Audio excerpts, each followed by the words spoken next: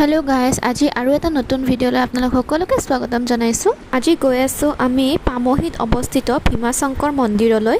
যেহেতু শাওনৰ মাহ চলি আছে আৰু আজি শাওনৰ শেষৰটো সোমবাৰ সেইবুলি আমি শিৱবাৰ শ্ৰী চৰণত আশীৰ্বাদ ল'বলৈ আহিছো। এই মন্দিৰভাগ পাহাৰৰ মাজত অৱস্থিত।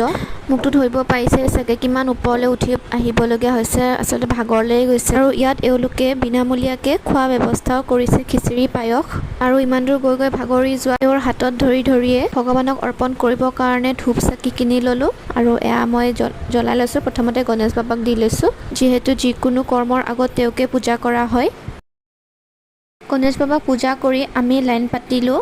আচলতে গম নাপাওঁ যে আমি এনেদৰে লাইন পাতিব লাগিব বুলি, নহ'লে ৰাতিপুৱাই আহিলোঁ হয়। আৰু এইফালে চাওকচোন, এই দাদা দুজনে পানী বিলাই আছে, যিহেতু যথেষ্ট গৰমো পৰিছে। আৰু এয়া চাওক মানুহৰ ভিৰ, কিমান হেজাৰ হেজাৰ মানুহ আহিছে। আমি ৰাতিপুৱা 11টা বজাৰ পৰা লাইন পাতিছোঁ, কিন্তু আমি দৰ্শন কৰিব পাৰিছোঁ 4টা বজাত। আপোনালোকে যদি কোনোবা আহিম বুলি ভাবি আছে, যদি মোৰ ভিডিঅ' চাই আছে, তেতিয়াহ'লে আপোনালোকক এটা কথাই কৈছোঁ, আপোনালোকে আহিলে ৰাতিপুৱাতে আহিব। আৰু বহু দূৰ খোজকাঢ়ি এয়া আমি চাকি জ্বলোৱা জেগা পাই গ'লোগৈ। আৰু ময়ো এনেকৈ চাকি ধূপ জ্বলাই দিলোঁ শিৱ বাবাৰ ওচৰত। যিহেতু মেইন জোতিৰ্লিংগবিধত পানী ঢালিবলৈহে দিয়ে, তাত চাকি ধূপ জ্বলোৱাৰ কোনো ব্যৱস্থা নাই, অকল পানী ঢালিব দিয়ে। সেইটো কাৰণে বাহিৰতে বাবাক চাকি ধূপ জ্বলাই দিবলগীয়া হৈছে। এইফালে এও চাকি ধূপ জ্বলাই দিছে।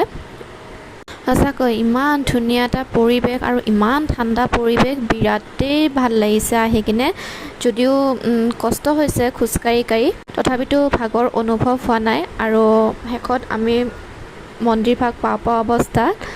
আৰু এয়া দেখিছেনে, হাতীও আহি গ'লগৈ গণেশ বাবা। সঁচাকৈ বিৰাটেই ভাল লাগিছে আহি কিনে।